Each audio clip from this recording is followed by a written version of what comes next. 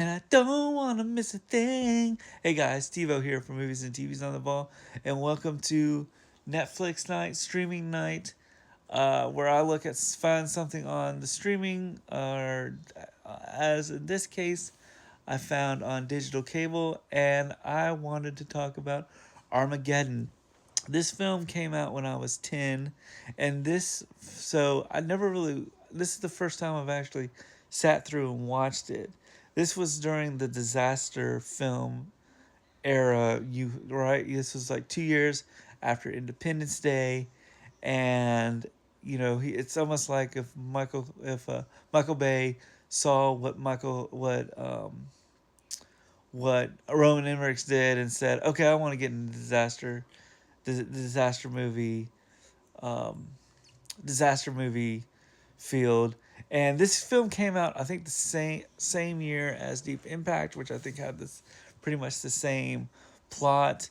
I can see a lot of Michael Bay's filmmaking, kind of like Transformers style, because This movie came out 9 years before Transformers. And this film has Bruce Willis, who plays a oil. So here's the plot. Plot is this: asteroids come down to Earth and take out the world, and they don't.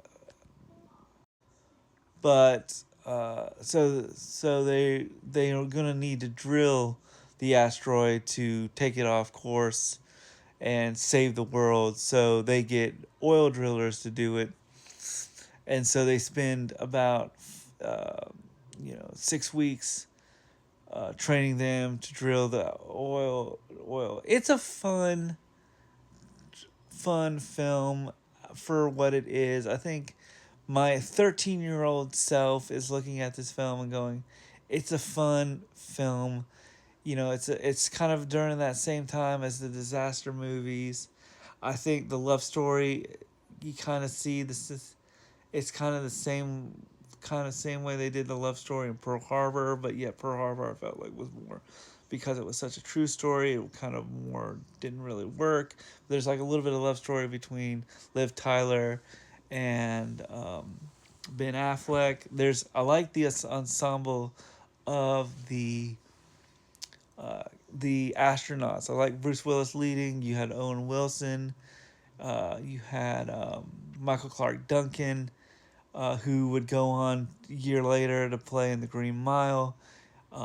You've got Steve Buscemi and a lot of team. Billy Bob Thornton plays a NASA Air Force guy. Keith David's in this movie. You got a big cast. This movie is stupid, but it's fun. I think it's fun just because we got to see the disasterness. I could see of a lot of sort of, you can hear the music, that the way it's shot feels like I see a lot of I can see a lot of proceeds of what's to come for the Transformers movie, because they have the same music. William Fichtner's in it, who ended up uh, became the Shredder in the Teenage Mutant Ninja Turtles movies, or was supposed to be. But I mean, the cast is okay. But I really liked the destruction stuff, because that was kind of big in the late 90s.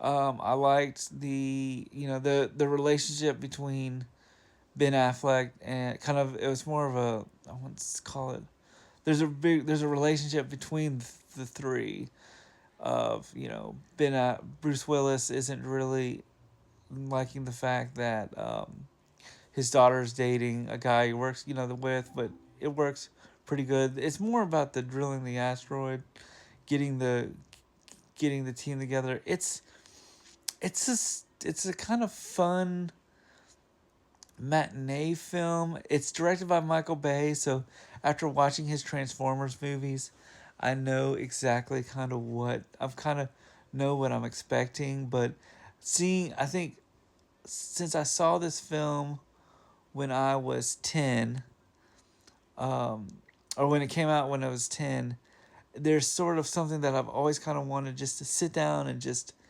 absorb it. It's loud, it's big.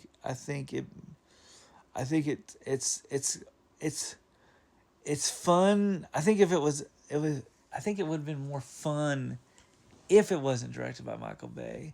But I think it works pretty well because I can kind of see after I think looking back at it now, it's a fun, dumb action popcorn film. It works great for that reason, but it's not real. There's not a lot of meat to it in a way. Keith David's great in this movie. Um, he plays the general, or a general. Billy Bob Thornton's in this movie. He plays the leader of the NASA group, and it's a fun popcorn film. I think it works okay. I think it's I think looking at it, I think if I looked at it when I was 10, I would probably say, "Ooh, this is really interesting." Looking at it now at 30 and kind of knowing Michael Bay stuff, it's kind of ridiculous, but I kind of like the ridiculousness. I think you know what's going. It's a little bit more. I think you know what's going on, but it works really well. Um, I would give this film on my 1 to 100 scale. I'd probably put it in as a popcorn blockbuster flick. I'll put it as an 80. As a film that, as a disaster film, where would I put it on more of the scale?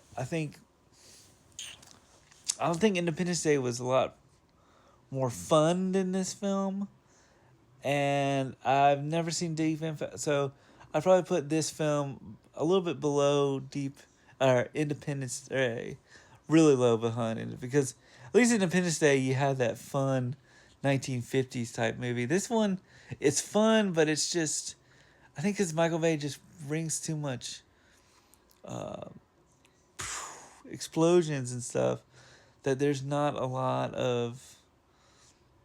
It's fun, but it's not.